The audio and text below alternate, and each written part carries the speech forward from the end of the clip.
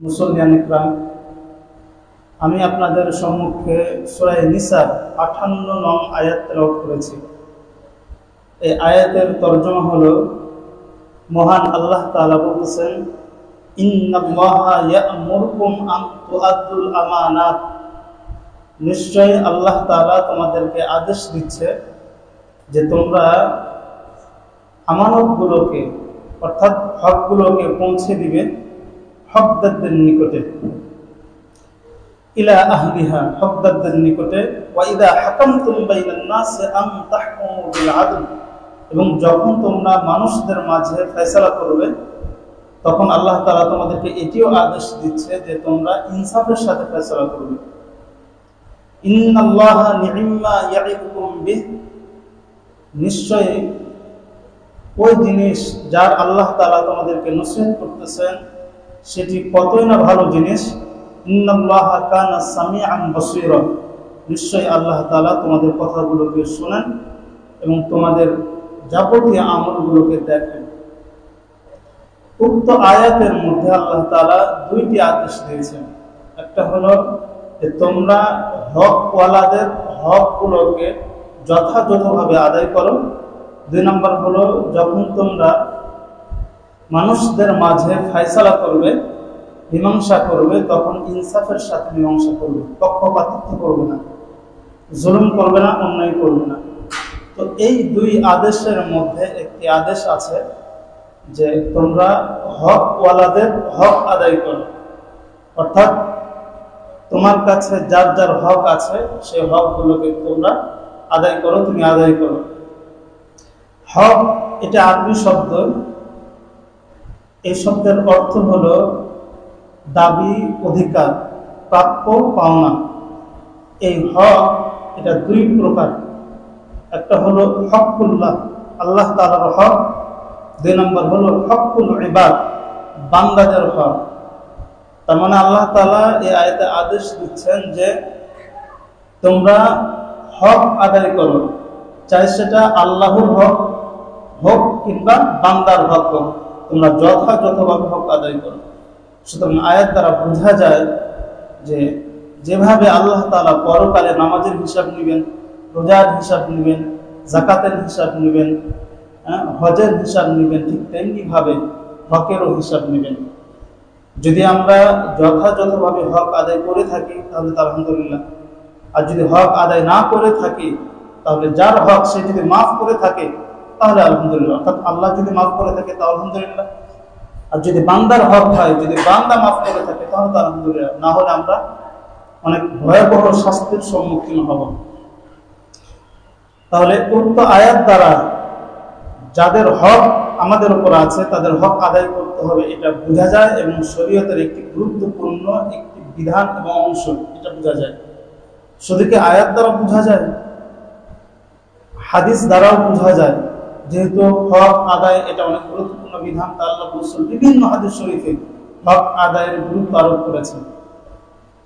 তা আমি রাসূলের হাদিস থেকে কয়েকটা হাদিস বলছে যেগুলো দ্বারা বোঝা যাবে যে হক আদায় করা কতটা ইম্পর্টেন্ট এবং গুরুত্বপূর্ণ। 1 নম্বর হাদিসটি আছে বুখারী শরীফের মধ্যে, হাদিস নং 1968। এই হাদিসটি বর্ণনা করেছেন হযরত আবু জুহাইফা ওয়াহাব ইবনে আব্দুল্লাহ আস-সুয়াই রাদিয়াল্লাহু তাআলা আনহু। উনি বলেন, আখান নবী সাল্লাল্লাহু আলাইহি ওয়াসাল্লাম বাইনা সালমান আল-ফারুসি ওয়া আবু দারদাই। হাদিসের তরজমা শোনার আগে একটি কথা শুনি। হিজরত করে যখন মুসলমানরা মদিনায় গেলেন তখন ওই সময় রাসূল আকরাম সাল্লাল্লাহু আলাইহি ওয়াসাল্লাম একজন মুহাজির সাহাবী, যে হিজরত করেছে তাকে মুহাজির বলেন, আর মদিনাতে যারা বসবাস করে মুহাজিরদেরকে সাহায্য করেছেন তাদেরকে আনসার বলে। তো হিজরত করার পরে রাসূল আকরাম সাল্লাল্লাহু আলাইহি ওয়াসাল্লাম একজন মুহাজির এবং একজন আনসার, অর্থাৎ একজন মক্কার সাহাবী এবং একজন মদিনার সাহাবী, 2 জন সাহাবীর মাঝে ভাই ভাই সম্পর্ক কায়েম করে দিয়েছিলেন, যাতে করে জীবিকা নির্বাহটা খুব সহজ হয়ে যায় এবং এদের ভিতরের যে বেদনাগুলো আছে এগুলো যেন ভুলে যায় মক্কার সাহাবীরা। তো এই সূত্রে আখান নবী সাল্লাল্লাহু আলাইহি ওয়াসাল্লাম রাসূল আকরাম সাল্লাল্লাহু আলাইহি ওয়াসাল্লাম ভাই ভাই সম্পর্ক কায়েম করলেন বাইনা সালমান আল ফারসি ওয়া আবি দারদা। হযরত সালমান ফারসি রাদিয়াল্লাহু তাআলা আনহু এবং আবু দারদা রাদিয়াল্লাহু তাআলা আনহু এই দুইজনের মাঝে। তো ফাজার সালমান ও আবু দারদা, তো সালমান ফারসি রাদিয়াল্লাহু তাআলা আনহু হযরত আবু দারদা রাদিয়াল্লাহু তাআলা আনহুর সাথে ভাই ভাইয়ের সম্পর্কের জেরে সাক্ষাৎ করলেন। অর্থাৎ সালমান ফারসি রাদিয়াল্লাহু তাআলা আনহু আবু দারদার বাড়িতে গেলেন। তো ফারাআ উম্মু দারদা মুতাবাদদিলাতান, তো সালমান ফারসি হযরত আবু দারদার বাড়িতে গিয়ে দেখেন যে তার স্ত্রী বাসাতে কাজের পোশাক পরে আছে, অর্থাৎ কত পরিপাটি হয়ে নেই। কাজের মেয়েরা যেভাবে থাকে অগোছালো ভাবে সেভাবে আছে। তো সাধারণত নারীরা বাড়িতে সুন্দর পোশাক করবে, সাজুগুজু করবে, স্বামীকে আকৃষ্ট করবে, এটাই শরীয়তের বিধান এবং এটাই মহিলাদের শান। তো যখন তিনি আবু দারদার স্ত্রীকে এলোমেলো দেখলেন তখন উনি বললেন ফাকাল লাহা মা শানুকি। হযরত সালমান ফারসি রাদিয়াল্লাহু তাআলা ওনাকে বললেন যে তোমার অবস্থা কি, অর্থাৎ তোমার এই অবস্থা কেন, সাজুগুজু নেই কেন? ক্বালা, তখন উনি বলেন যে আখুকা আবু দারদা লাইসা লাহু হাজাতুন ফিদ দুনিয়া, যে একজন নারী তার স্বামীকে আকৃষ্ট করার জন্যই সাজে, আর আমার স্বামী আপনার ভাই আবু দারদা তার তো দুনিয়ার কোনো প্রয়োজন নেই। অর্থাৎ সে এতটাই আল্লাহওয়ালা যে সারাদিন রোজা রাখে আর রাত্রিবেলা ইবাদত করে। এ তো আমার দিকে তাকাই না, আমি কার জন্য সাজুগুজু করবো? এই জন্য আমি সাজুগুজু করি না, স্বাভাবিক কাপড়েই থাকি। তো ফাজা আবু দারদা, তো যখন এই দুইজনের মাঝে প্রথম হতেছিল তখন ওই সময় আবু দারদা ছিলেন না। তো উনি আসলেন, ফাসানা আলাহু তুআমান, হযরত সালমান ফারসি তার জন্য খাবারের ব্যবস্থা করলেন। ব্যবস্থা করার পরে ফাকালা, হযরত সালমান বলেন যে কুল হে আবু দারদা, আমার ভাই আপনি খাবার খান। তো ক্বালা, হযরত আবু দারদা বলেন ফা ইন্নী সাইমুন, আমি তো রোজাদার, রোজা রেখেছি। তো সালমান ফারসি রাদিয়াল্লাহু তাআলা বলেন যে ক্বালা মা আনা বিআকিলিন হাত্তা তাআকুলা, আমি ততক্ষণ পর্যন্ত আপনার বাড়ির খাবার খাবো না যতক্ষণ পর্যন্ত আগে আপনি না খাবেন। শরীয়তের নিয়ম হলো, মাসলা হলো, কেউ যদি নফল রোজা রাখে, তার বাড়িতে মেহমান আসে, মেহমানকে খাবার দেওয়ার সময় মেহমান যদি মেজবানকে বলে যে আমার সাথে আপনার খাবার খেতেই হবে, না হলে আমি আপনার বাসার খাবার খাবো না, তখন ওই সময় মেজবানের নফল রোজা ভেঙে দেওয়া জায়েজ আছে। তো যেহেতু নফল রোজা রেখেছে, এই জন্য সালমান ফারসি বলেন যে আমি আপনার বাসার খাবার খাবো না, আপনি রোজা না ভেঙে যদি আমার সাথে খাবার না খান আমি খাবার খাবো না। তো পরে হযরত সালমান বলেন আমি এই কথা বলার পর আকালা, সে আমার সাথে খাবার খেলো। খাবার শেষ হওয়ার পরে ফালাম্মা কানা লাইলু, যখন রাতের বেলা হলো তো আমরা শুইতে গেলাম, ওই সময় যাহাবা আবু দারদা ইয়াকুমু, আমাকে শুইয়ে দিয়ে সে রাত্রি জেগে ইবাদত করার জন্য চলে গেলেন। তো যখন যাইতেছিলেন ক্বালা, হযরত সালমান বলেন না আপনি যাবেন না, আপনি আমার সাথে ঘুমাবেন। ফানামা, ওই মেজবান অর্থাৎ আবু দারদা উনি সালমান ফারসি রাদিয়াল্লাহু তাআলার কথা শুনে সে শুইল। তো যখন কিছুক্ষণ অতিক্রম করলো, সুম্মা যাহাবা আবু দারদা ইয়াকুমু, হযরত আবু দারদা মনে করছেন সালমান ফারসি রাদিয়াল্লাহু তাআলা ঘুমিয়ে গেছেন, যেন আবার সে উঠে যেতে লাগলেন। তখন আবার তিনি বললেন যে ক্বালা, তিনি বলেন যে না আপনি যাবেন না, আমার সাথে ঘুমান। তো এভাবে সালমান ফারসি ওনাকে নিজের সাথে ঘুমানোর জন্য বিছানায় রেখে দিলেন।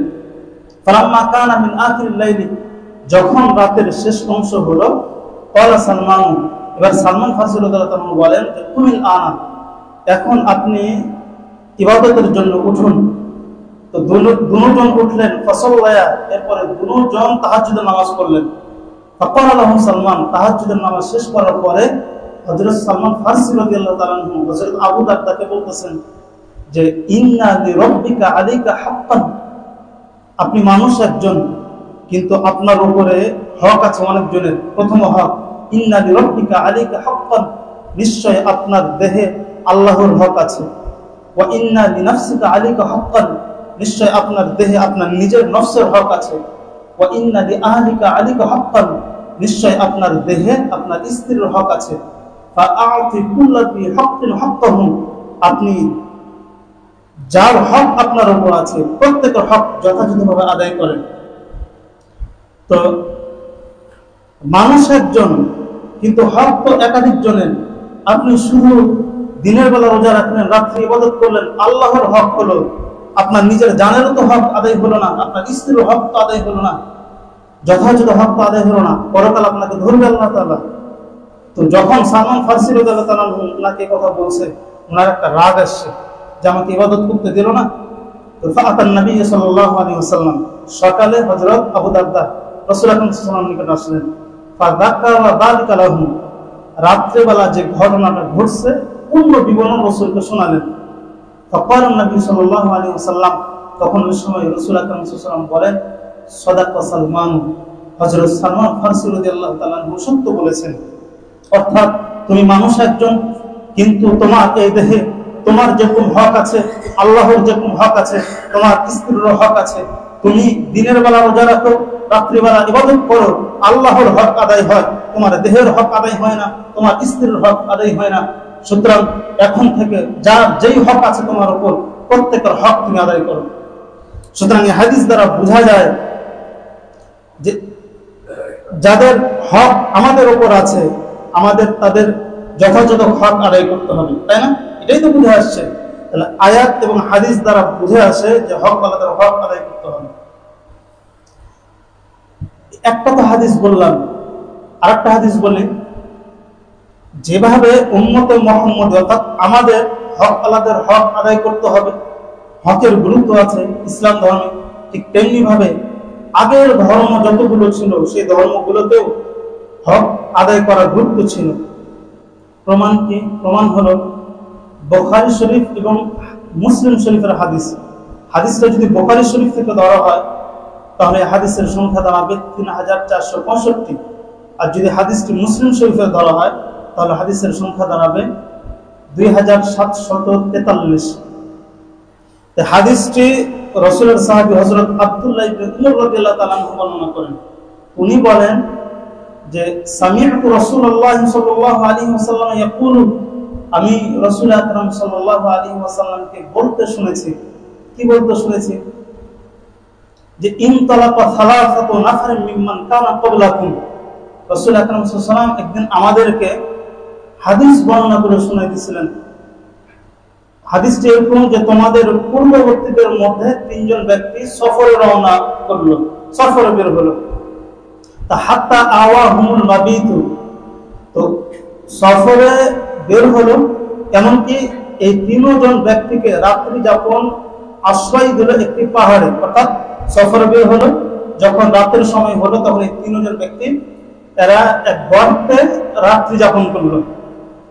তো রাত্রি যাপনের জন্য এরা 3 জন যখন গর্তের মধ্যে ঢুকলো, ফানহাদারাত সাফওয়াতুন মিনাল জাবালি, তো পাহাড়ের উপর থেকে একটা পাথর পড়ে গেল।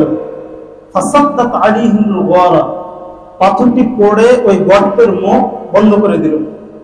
তো যখন বন্ধ হয়ে গেল, ফাকালু, তারা পরস্পরকে বলা শুরু করলো, ইন্নাহু লা ইনজিকুম মিন হাদিহি সাফরাতি, নিশ্চয় আল্লাহ তাআলা তোমাদেরকে এই পাথর থেকে নাজাত দিবে না, ইল্লা আন তাদউল্লাহ বিসালিহি আমালিকুম, তবে নাজাত দিতে পারে তোমরা তোমাদের জীবনের কৃত নেক আমলের ওসিলায় দোয়া করলে। অর্থাৎ এই পাথর গুহা থেকে সরবে না, তবে যদি আমরা 3 জন আমাদের জীবনের কোন নেক কাজের ওসিলায় আল্লাহ তাআলার কাছে দোয়া করি, তাহলে দোয়া কবুল করে পাথর সরে যেতে পারে। তো তারা রাজুলুম মিনহুম, তাদের মধ্য থেকে একজন ব্যক্তি বলল, আল্লাহুম্মা কানা লি আবাওয়ানি শাইখানি কাবীরা, 3 জনের একজন ব্যক্তি তার অতীত জীবনের নেক আমল বলা শুরু করেছিল যে হে আল্লাহ, কানা লি আবাওয়ানি শাইখানি কাবীরা, আমার বৃদ্ধ পিতামাতা ছিল। কানা লি শাইখানি কাবীরানি ওয়া কুনতু লা আকুবিকু ক্বাবলাহুমা, আমার বৃদ্ধ পিতামাতা ছিল, তাদের ভরণ পোষণ আমার জিম্মাদারিতে ছিল। ওয়া কুনতু লা আকুবিকু ক্বাবলাহুমা আহলান ওয়ালা মালান, এই পিতামাতাকে খাবার দাবার আগে আমার পরিবারের কাউকে খাবার দিতাম না, এবং আমার অধীনস্থ যে দাস দাসী কর্মচারী আছে এদেরকেও খাবার দিতাম না। তো ফানা আবি তলাবুস শাজার ইয়াওমান, তো একদিন আমি অনেক দূরে চলে গেলাম বকরির খাবার তালাশ করার জন্য। ফালাম উরিহ আলাইহিমা, তো সেখান থেকে আমি আমার পিতামাতার নিকটে আসতে পারলাম না। হাত্তা নামা, এমনকি তারা ঘুমিয়ে গেল। তো আমি বাড়িতে আসলাম। ফাহালাতু লাহুমা বাদুকাহুমা, বাড়িতে এসে বকরির দুধ দহন করলাম, যেটা রাত্রিবেলা তাদেরকে খাবার খাওয়াবো। তো ফাওয়াজাতুহুমা নাইমাইনি, বকরির দুধ দহন করে এক পাত্রে নিয়ে যখন আমি আমার বাপ মার নিকটে আসলাম, তো দেখি তারা ঘুমিয়ে গেছে। তো ফাকারিহতু আন উকিযহুমা, আমি এটি অপছন্দ করলাম যে আমি আমার বাপ মাকে জাগ্রত করব। ওয়া আন আগুবিতা ক্বাবলাহুমা আহলান আও মালান, এটিও অপছন্দ করলাম যে আমার বাপ মাকে দুধ খাওয়ানোর পূর্বে আমার পরিবারের লোকজন বা আমার দাস দাসী যারা কর্মচারী আছে এদেরকে খাওয়াবো। অর্থাৎ আমি তো প্রতিদিন আমার বাপ মাকে আগে খাবার খাওয়াই, এরা তো ঘুমিয়ে গিয়েছে। তো ঘুম থেকে জাগ্রত করাটা আমার কাছে ভালো লাগলো না, আবার আমার সন্তানদেরকে খাবার খাওয়াবো, এটা আমার কাছে ভালো লাগলো না। তো আনতাজুরু ইস্তিকাযাহুমা, উনি বলে যে আমি তাদের জাগ্রত হওয়ার জন্য অপেক্ষা করতে থাকলাম। তো ফালাবিস্তু ওয়াল কদাহু আলা ইয়াদাইয়া, আমি অপেক্ষা করলাম আর ওই দুধের পেয়ালা আমার দুই হাতে থাকলো। হাত্তা বারাকাল ফাজর, আনতাজুল ইস্তিকাযাহুমা হাত্তা বারাকাল ফাজর, এভাবে পেয়ালাটা নিয়ে আমি অপেক্ষা করতে থাকলাম সারা রাত, এমনকি ফজর আজান দিয়ে দিল। সুবহানাল্লাহ।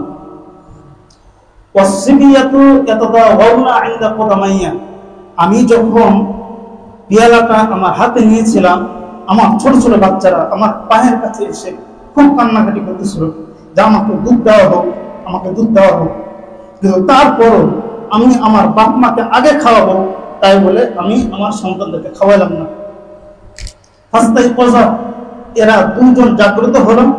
ফাশারিবা বাদুকাহুমা, জাগ্রত হয়ে এরা দুজন ওই রাত্রে দুধ পান করলো। পান করানোর পরে আমি আমার সন্তান এবং কর্মচারীদেরকে খাওয়ালাম। তো এবার উনি, এটা আমার জীবনের নেক আমল আল্লাহ তাআলাকে বলে এবার বলতেছে, আল্লাহুম্মা ইন কুনতু ফাআলতু যালিকা ইবতিগা ওয়াজহিক, হে আল্লাহ, আমি আমার সন্তানদেরকে না খাইয়ে সারা রাত জেগে থেকে আমার পিতামাতাকে ফজরের সময় দুধ পান করাটা, এটা যদি তোমার বিধান পালনের জন্য হয়ে থাকে এবং তোমাকে সন্তুষ্ট পালনের জন্য হয়ে থাকে, ফাফাররিজ আন্না মা নাহনু ফীহি মিন হাদিহি সুখরাতি, তাহলে অবশ্যই তুমি আমাদের থেকে সেই বিপদ দূর করে দাও যে বিপদে আমরা পড়ে আছি, অর্থাৎ পাথরটিকে আমাদের গুহার মুখ থেকে সরিয়ে দাও। তো রাসূল আকরাম সাল্লাল্লাহু আলাইহি ওয়াসাল্লাম বলেন, এই ব্যক্তি যখন এই নেক কাজের ওসিলা দিয়ে দোয়া করছে, ফানফারাজাত শাইআন লা ইস্তাতিউনা আল খুরুজা মিনহু, সাথে সাথে পাথরটি 3 ভাগের 1 ভাগ সরে গিয়েছে। সুবহানাল্লাহ। কারণ তার নেক কাজ ছিল আল্লাহকে সন্তুষ্ট করার জন্য, ওসিলা দিয়ে দোয়া করছে, সাথে সাথে আল্লাহ তাআলা দোয়া কবুল করছে। তাহলে 3 ভাগের 1 ভাগ সরল। 3 জন ব্যক্তি ছিল না, একজন তো দোয়া করলো। ক্বাল আল আখরু, দ্বিতীয় ব্যক্তি বলতেছে যে আল্লাহুম্মা ইন্নাহু কানাত লি ইবনাতু আম্মিন, হে আল্লাহ, আমার একজন চাচাতো বোন ছিল, কানাত আহাব্বান নাস ইলাইয়া, যেই চাচাতো বোন আমার কাছে অনেক প্রিয় ছিল। অর্থাৎ আমার চাচাতো বোন সুন্দরী চাচাতো বোন ছিল, সে আমার মাহবুবা প্রেমিকা ছিল। ওয়াফি রিওয়ায়াতিন, এই জায়গাতে অন্য শব্দ এসেছে অন্য হাদিসের মধ্যে যে কুনতু উহিব্বুহা কাআশাদ্দি মা ইহিব্বুর রিজালুন নিসাআ, আমার চাচাতো বোন ছিল, তো আমি তাকে এই পরিমাণ ভালোবাসতাম যে একজন পুরুষ যাত্রা নারী জাতকে যেই পরিমাণ ভালোবাসে, যৌবনকালে হোক বা যে কালই হোক না কেন, সবার ভালোবাসা যদি একদিকে করা হয়, তাহলে তাদের ভালোবাসার পরিমাণ যেই পরিমাণ, তার চাইতে বেশি পরিমাণ ভালোবাসা আমার চাচাতো বোনের জন্য ছিল, এ লোক বলে। তো তো ফাআরাতুহা আলা নাফসিহা, আমি আমার এই চাচাতো বোন যে প্রেমিকা ছিল তার দেহ চেয়ে বসলাম একদিন। আমি তাকে বললাম, আমি তো তোকে অনেক মহব্বত করি, আমি একান্তে তোমার সাথে মিলিত হতে চাই, অর্থাৎ মিলামেশা করতে চাই। ফামতানাআত মিন্নি, আমার চাচাতো বোন অস্বীকার করে বসলো। তো আমার খুব খারাপ লাগলো অস্বীকার করায়। তো হাত্তা আলাম্মাত বিহা সানাতুন মিনাস সিনিন, কিছুদিন পরে আমার চাচাতো বোনের অনেক দুর্ভিক্ষ দেখা দিল, টাকার অনেক প্রয়োজন দেখা দিল। তো ফাজাআতনি, তো টাকার যখন প্রয়োজন দেখা দিল, আমার যথাযথ টাকা ছিল, সে আমার কাছে আসলো, এসে সে আমার কাছে টাকা চাইল। তো ফাআতাইতুহা, আমি তাকে টাকা দিলাম। 120 স্বর্ণ মুদ্রা দান করলাম। তবে শর্ত দিলাম, আলা আন তুখাল্লিয়া বাইনি ওয়া বাইনা নাফসিহা, এই শর্তে যে তুমি আমার সাথে একান্তে সময় পার করবে।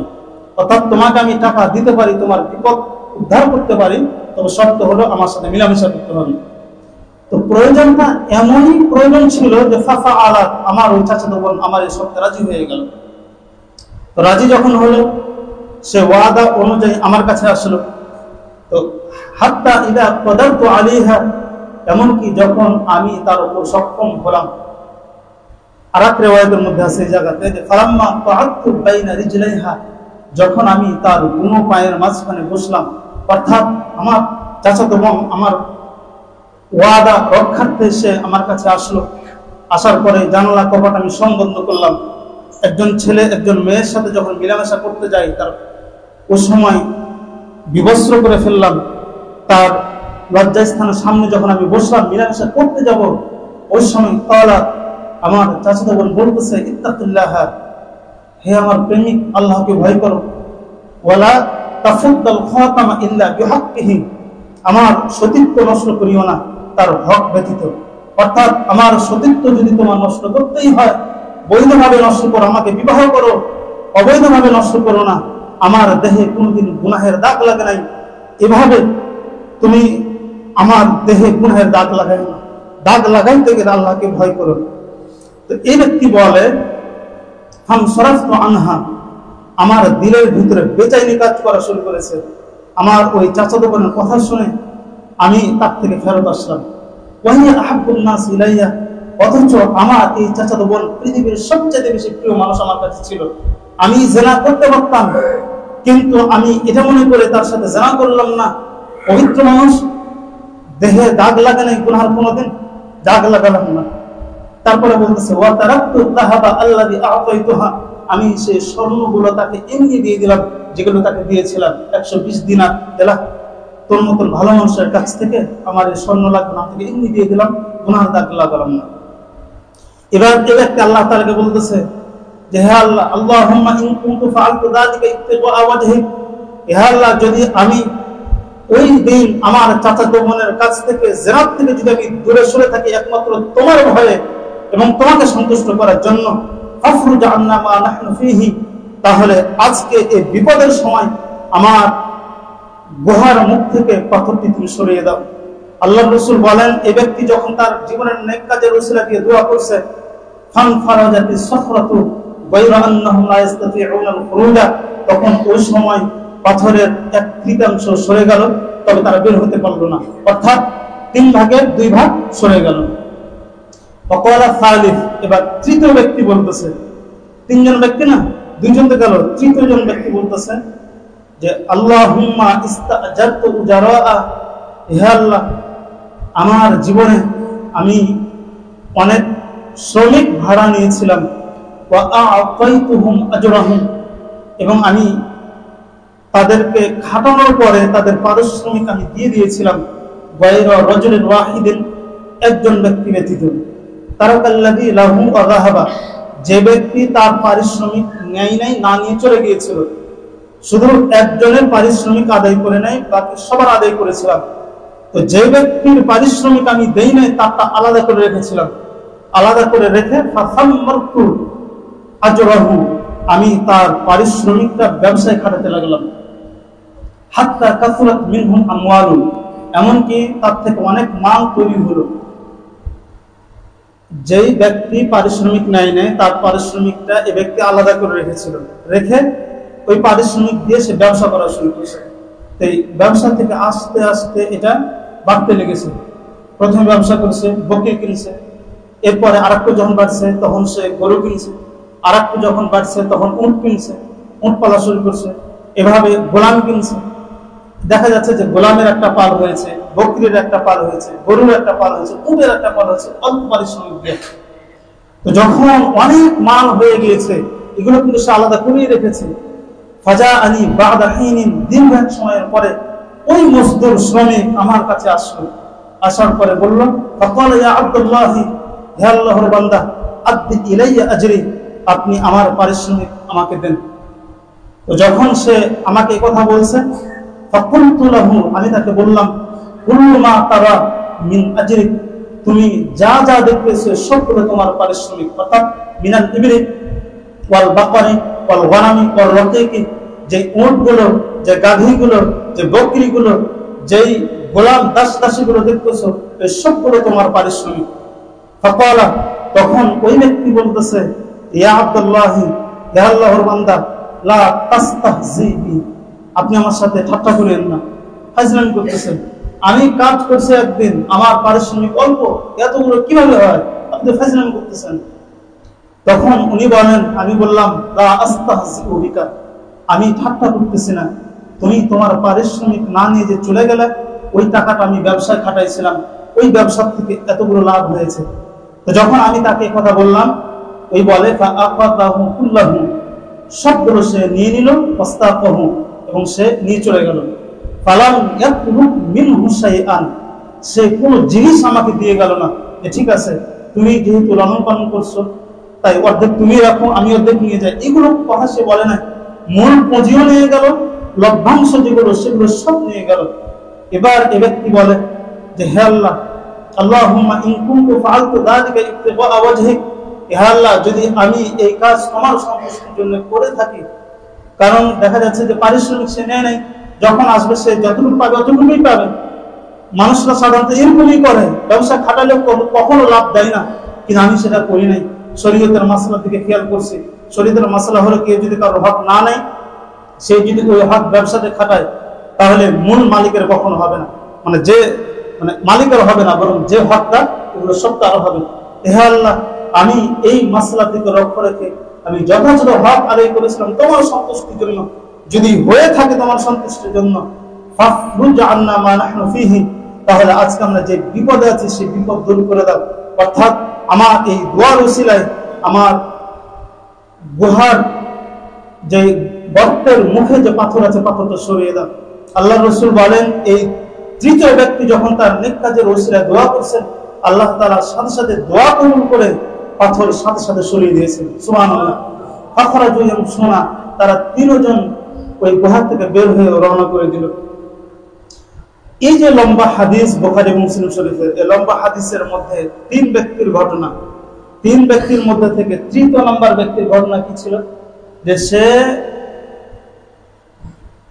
শ্রমিক খাটিয়েছিল, পারিশ্রমিক দেয় নাই, তার হকটা সে নেয় নাই, চলে গিয়েছিল। পরে সে ওটাকে ব্যবসায় খাটিয়ে অনেক লাভবান হয়েছিল। এই মূল পুঁজি এবং লভ্যাংশের যে হকদার ওই শ্রমিক, তাকে সে ফেরত দিয়েছিল।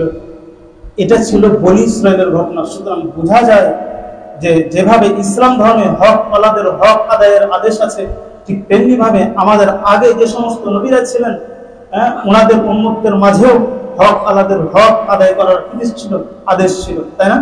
সুতরাং কোরআন শরীফের আয়াত এবং এই দুই হাদিস দ্বারা প্রমাণিত হয় যে আমাদের উপর যাদের হক আছে, এই হকগুলোকে যথাযথ আদায় করতে হবে। আল্লাহর হক আছে, নামাজ পড়া, রোজা রাখা, হজ করা, যাকাত দান করা, এই সবগুলো আমাদের আদায় করতে হবে। ঠিক তেমনি ভাবে আমরা যারা মানুষ আছে, আমাদের মানুষের উপর অন্য কিছু মানুষের হক আছে, এই হকগুলো আমাদের আদায় করতে হবে, তাই না? কিন্তু এটা সত্যি কথা যে হক যদিও আদায় করতে হয়, কিন্তু আমরা সবচেয়ে বেশি উদাসীন হক আদায়ের ক্ষেত্রে। আমরা যারা একজন মানুষ আছি, আমাদের উপর আমাদের বাপ মার হক আছে, আমাদের উপর আমাদের সন্তানদের হক আছে, স্ত্রীর হক আছে, ছোট ভাইদের উপর বড়দের হক আছে, বড় ভাইদের উপর ছোট ভাইদের হক আছে, কিন্তু আমরা অধিকাংশরাই এই হকগুলো আদায় করি না, তাই না?